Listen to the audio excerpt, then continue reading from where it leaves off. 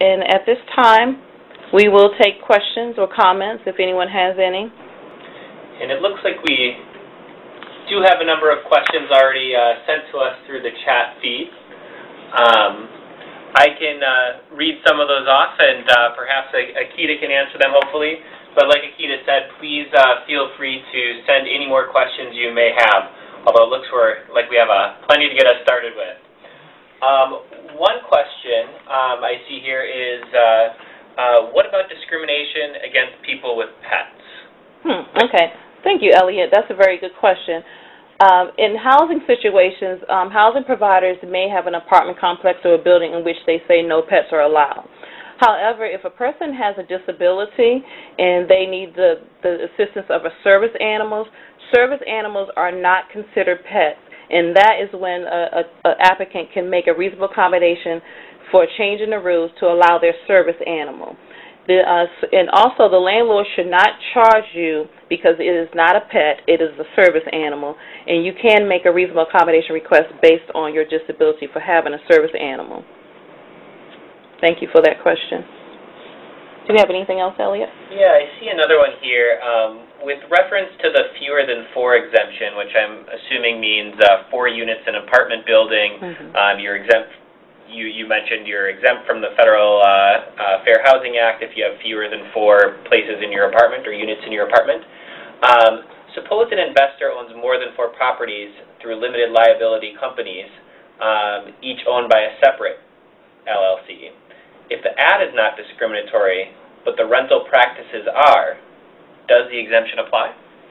It is possible that we may have jurisdiction over that respondent because, again, or that housing provider, because, again, what happens is there's certain exemptions or certain criteria that housing provider has to meet in order to claim the exemption.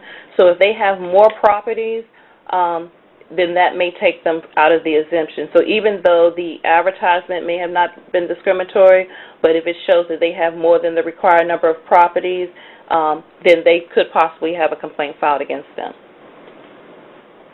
Excellent. Thanks, Akita. Another question that came in earlier is the owner of a senior housing building required to install grab bars in the tub or shower area in the bathrooms as well? Yes. If that owner of the senior housing building, especially if it's a federally funded property, then yes, the housing provider should pay for the installation of the grab bars. Now, if it's a private landlord in which they don't receive federal funding, then more than likely that would be the responsibility of the tenant to pay for it. And they can even ask the housing provider to install it for them at their own expense, at the applicant's own expense or the resident's own expense. Some housing providers sometimes will make an agreement with that tenant. If they have it, installed, they reimburse them. And then sometimes they'll reach a happy medium, such as, like, say, for instance, it's a ramp to be installed at the building. That ramp would not only serve purpose for that one tenant, but it would serve purpose for other tenants and visitors that come to the building. So instead of having the tenant pay for it, the landlord may decide to negotiate and go in half. But more than likely, again, modifications are at the expense of the tenant or the landlord. Unless that property is federally funded, it is the responsibility of the landlord to pay for it. Well, and I think you actually just answered the next question on the list here, which was when you say the landlord may pay, what factors determine the landlord's responsibility to pay? Do you have anything to add to that, or I think you mostly covered in the last? Yes. Yes. Okay. So another one we have here is Section 8 vouchers, which are the housing vouchers. We talked about that the D.C. Human Rights Act, unlike the Federal Fair Housing Act, does ban discrimination based on source of income. So the question we received is, do all apartments have to take Section 8 vouchers in D.C.?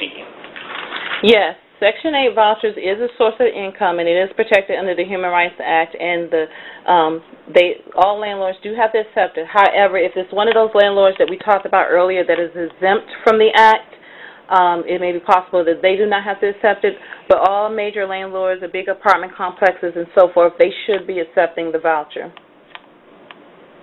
Thank you.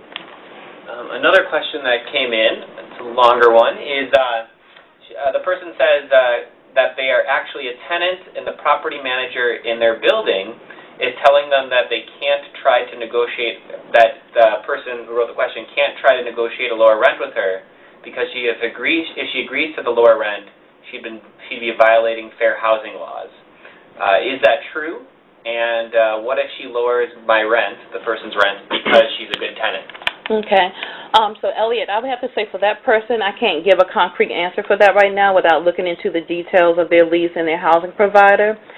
So that would have to be a question in which we would need to get the person's name and information and look into that further. And then we also work with the Office of the Tenant Advocate. They're really good about telling tenants about their landlord-tenant rights. So that would be a question that I would have to look more into without giving an answer on the surface. Okay. Another one here, and if you guys have any more questions, please feel free to send them in. But someone mentioned predatory lending here, and they said, what about predatory lending? And if you could describe that a little bit for us, Akita, that'd be great. And then the question is, can OHR take a case against a bank? Yes. So financing and obtaining a loan, that is covered under the Human Rights Act and the Federal Fair Housing Act. So, for instance, if someone is trying to obtain a loan to buy a new home or to have the home rehabbed or to do some refinancing on the home or even for obtaining insurance, if you feel like you've been discriminated against, the person can file a complaint based on lending, a refusal to negotiate in the lending terms of loan, or even if the person receives a loan, but they feel as though this loan may be predatory, meaning that the bank has hiked up the prices and the points of that person's loan in comparison to a protected category. That person can file a discrimination complaint in lending based on the terms of their loans that may be significantly different than someone else who comes in and get a loan at a lower price, but they have the same qualifications. So we're going to keep taking questions, and we still have some more in here, but we're just going to put the contact information for us on the screen so that those of you who want to see it can see it. But the next question is actually a two-part question. I think that perhaps, Akita, if you want to answer the first part, I think I could probably answer the second. The question is, how hard is it to prove discrimination? And the second question attached to it is, does OHR find discrimination most times or in a very small percentage of the time? Okay, that's a good question, Elliot. How hard or easy is it to prove discrimination? I would say that it's not necessarily difficult to prove discrimination, although if the person doesn't have certain information or if we don't have certain information, it could lead to be a difficult thing. But if a person believes or has information that they've been treated differently than others, all sources of information is a good start. So whatever the person has, even if they think, oh, this is not enough, they should still bring it to our attention because it may just be enough to prove their case. It also depends on the details and the nature of the case and the complexity of the case. So we would have to look at each case on a case-by-case basis. I can't say that one is harder than the other. Okay, and then I'll take a stab at the second part, which again is about how often does OHR find discrimination. The answer to that is actually perhaps a little more complex than it seems at first. We mentioned earlier that we have mandatory mediation at OHR, which means that whoever made the complaint, we bring them into our office along with the person who the complaint is against and make them sit down with one of our expert mediators to try and find a mutual agreement. So 41% of our cases last year ended at this mediation stage, meaning that the two parties came to an agreement, which is excellent. Mm-hmm. It makes the process easier for them. Theoretically, because they came to agreement, they found mutually beneficial results. And because of that, we really try to encourage people to settle in mediation. So on the face of it, 41% of our cases, again, are solved at that stage. Of the 59% that are left over, the amount that we find probable cause on varies, but it usually is around 15% or so that we find probable cause.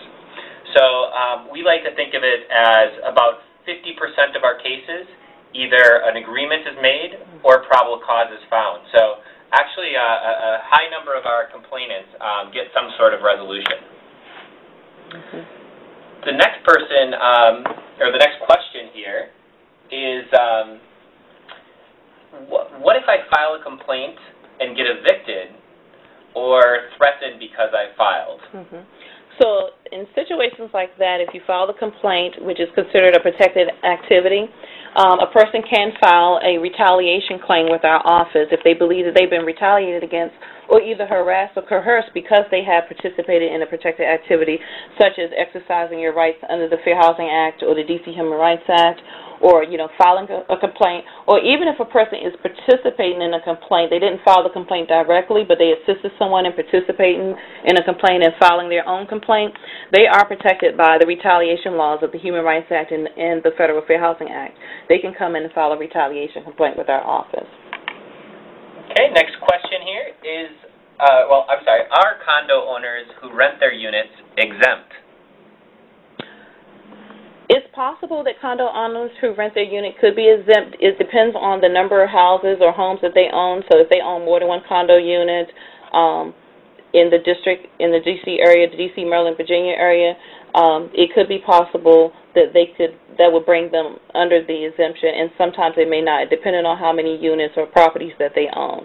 So if it's a condo owner who's renting out their unit, just their unit in the building, they may be exempt under the Act. But if that condo owner has like another property, a single-family home, and then maybe two other apartments somewhere else, then they may not be exempt from the Act. So we would have to look at that more closely and basically do a property search to see what other properties that person owns. Okay. So the next question I'm not even sure the answer to, which makes me really glad Akita is here. In a sublet housing accommodation, so in a sublet where discrimination has occurred, who is responsible? Would it be the landlord or the subleaser that is acting as the housing provider? It could possibly be both, because it depends on what it is, what the action is that was taken, or what the issue was itself. And now if someone decides to sublet their unit, and in some apartment buildings that's illegal to sublet your unit, and you may have to get special permission, so there may be some liability on the owner itself that sublet the apartment, or it could be some liability on the overall landlord, depending on the issues. And that's something that we probably have to take a closer look at and find out what type of property is and what the issue is itself. All right, and the next question I think I can answer here, it asks about the statute of limitations concerning discrimination cases. The statute of limitations is 1 year in housing, employment, public accommodations, and educational institutions. The only real exception to that rule is in employment. If you're a D.C. government employee, you only have 6 months from the last incident to file with the Office of Human Rights. But otherwise, for all of our protected categories and areas, it's 1 year. Right. And, Elliot, I will add that for housing cases, it's 1 year for our office at the Office of Human Rights, but you can also file in court. In court, you have up to 2 years to file. Thanks, Akita. So we have one more question. Anyone that has additional questions, get them in soon so we can be sure to answer them for you. The last question is, does it take too long for OHR to render does it take too long for OHR to render a decision? In court, it's very long. For OHR for housing complaints, under the HUD statute and the HUD regulations, housing complaints must be investigated within 100 days. However, our great director, Gustavo Velasquez, has mandated that we investigate housing complaints within 90 days, and for the most part, we have been keeping with that guideline. So for the investigators, from the beginning to the end, from the initiation of the complaint to the end, we've been able to investigate and complete housing cases within 90 days, and a lot of times much sooner than 90 days, especially when the case goes to mediation. It could be settled in 30 to 45 days. Okay. Excellent. Okay, we did get 2 more questions, and then after that we're probably going to have to cut it off in respect for your time. We'll wrap it up and mention one more thing. So the last 2 questions are, how does someone show proof of discrimination? Okay. Well, that's a good question. Again, it depends on the type of case. So let's just say that it's a rental case. The applicant wants to rent an apartment, and they believe that they did not get the apartment based on their disability because when they came in either on crutches or they came in a wheelchair. And they came in and inquired about the apartment, and the person was told that there's no apartments available. However, that person may have waited around and saw that another applicant comes in, and they tell them, oh, sure, yes, there's 2 apartments available. So you may not know right offhand, but then you may think, oh, maybe it's because of my disability that they told me that the apartments were not available. So one of the things that you may could do is just observe your surroundings, gather the material information that you received at the property, maybe even ask that person, for their name or how they found out about the apartment so that you can share that with our intake officer. But the office itself has our ways and mechanisms and methods of investigating those complaints and proving whether or not discrimination has occurred. Excellent. The last question is, what type of damages can a person or family that has experienced discrimination seek in court? Okay. So with our office, I can only speak about our office. A person can recoup, for instance, say a person is looking for an apartment. They didn't get the apartment they wanted. They had to go across town to get another apartment. They can recoup the difference between that apartment and the new apartment that they bought. They can also maybe recoup the time that they spent searching for a new apartment. They can hopefully keep their receipts and everything that they've spent, the application fee. So if they put an application fee in the apartment or a deposit on their apartment and they didn't get it and they believe it was a discriminatory reason, they can recoup the deposit from that. So they can get monetary damages. And then also, in some cases with us, we would also look at the psychological and emotional damage, how the housing discrimination has affected them. Even with the psychological and emotional damage, you can't put a price tag on that, but there are some measures to try to look at, did you wake up in a cold sweat at night? Did you tell a lot of people about it? Did you find yourself crying? So there is some sort of tangible reference that we could put onto that. But you can recoup monetary damages as well as some punitive damages. Excellent. Well, thank you very much, Akita, for sharing your expertise with us and for you all for joining us. I believe our wonderful event administrator is going to be putting a survey up for you all, and you can also download our presentation pretty soon. I think they're going to put it up on the screen. And if you have any other questions, please feel free to get in contact with Akita, and we'd be happy to answer those questions for you. Yeah. Thank you, so Elliot. much for attending. Thank you all for attending. Have a great evening.